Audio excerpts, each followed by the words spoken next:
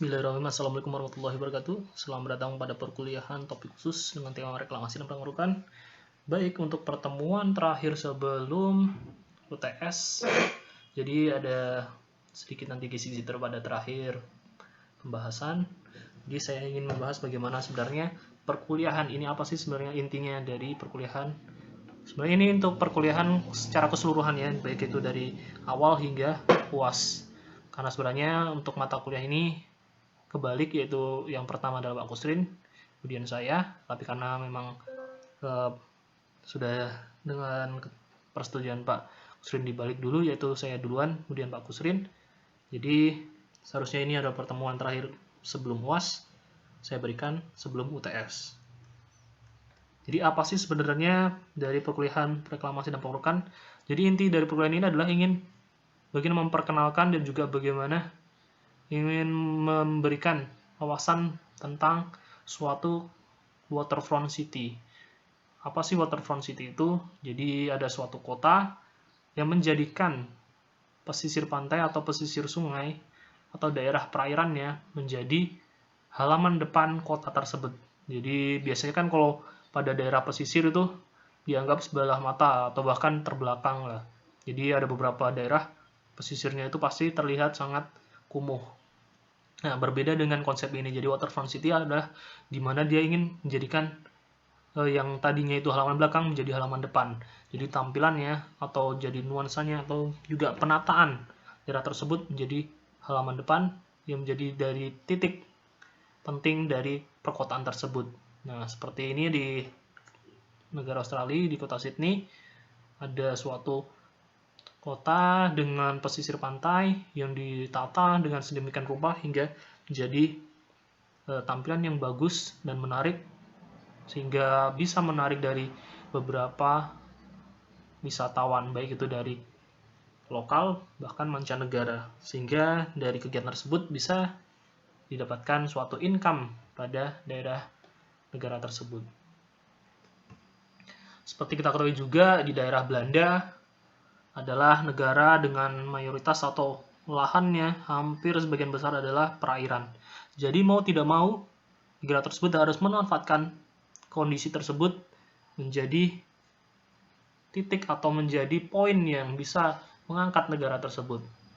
Karena mau tidak mau juga, kalau tidak bisa kita manfaatkan, maka bisa membalik, merugikan daerah, khususnya daerah Belanda.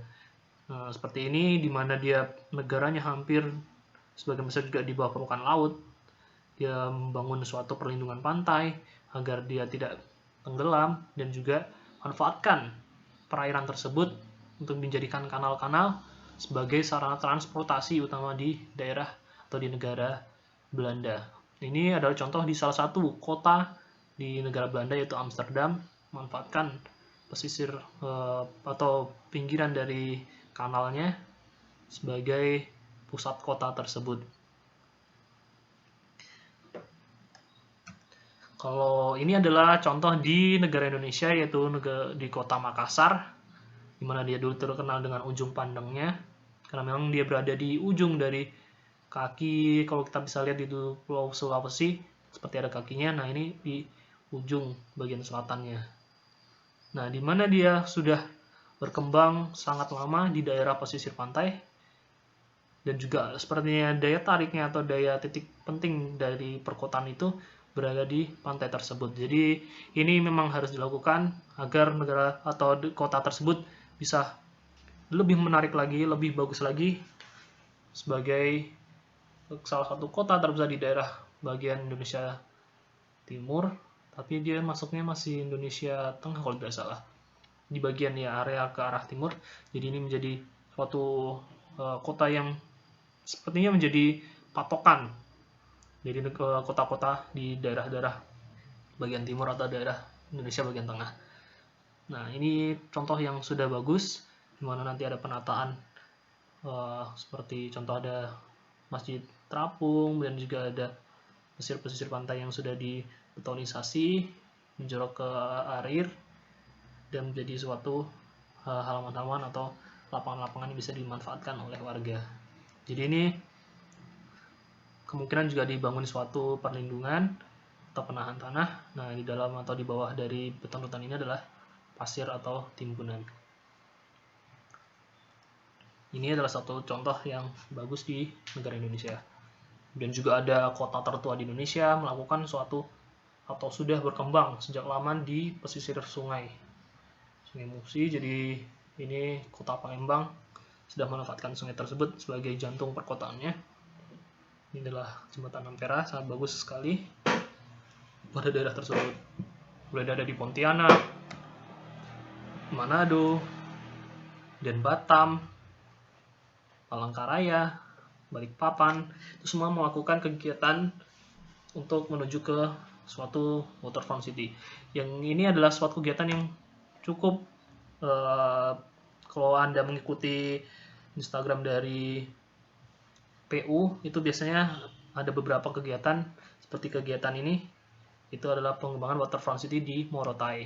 Nah, ini adalah peresmiannya oleh PU. Kami juga melakukan suatu kegiatan tersebut untuk meningkatkan dari baik itu secara penataan kota dan juga pariwisata pada daerah Morotai. Sebenarnya ada juga lagi di pada daerah timur Indonesia yaitu Jayapura, itu juga sudah melakukan suatu kegiatan waterfront city karena memang peradaban atau perkotaannya di daerah tersebut. Nah, untuk di kota Semarang juga ada di daerah Marina Bay.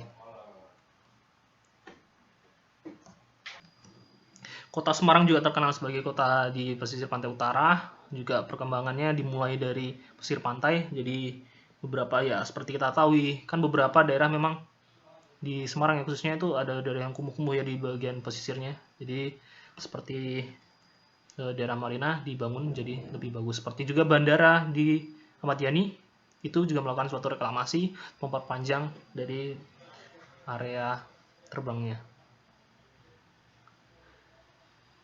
Nah, untuk perkuliahan ini sebenarnya lebih banyak nanti pada kegiatan bagaimana kita melakukan reklamasi, mencari bahan timbunan, dan juga proses penimbunannya berapa lama.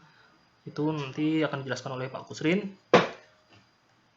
Untuk saya sebelumnya ada kisi-kisi untuk UTS. Jadi nanti ada soal akan saya berikan secara live pada pertemuan ke-8. Nanti dikumpulkan dengan tulis tangan pada kertas folio, pulpen warna biru, nanti difoto, jadikan file PDF, kemudian dikumpul pada sistem e-learning. Batasnya sudah ada tercantum pada sistem tersebut.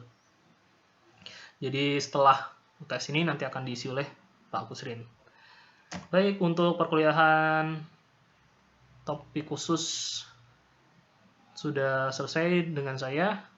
Jadi saya minta maaf jika ada kesalahan kata pada penyampaian mata kuliah ini. Semoga bermanfaat untuk kehidupan Anda, kehidupan saya, dan kehidupan Indonesia untuk proyek-proyek pada khususnya yang kita lakukan. Itu secara kemungkinan bisa dilakukan secara nasional atau bahkan besok bisa dilakukan secara internasional. Baik, sekian dulu dari saya. Akhir kata, wabillahi taufiq wal hidayah. Wassalamualaikum warahmatullahi wabarakatuh.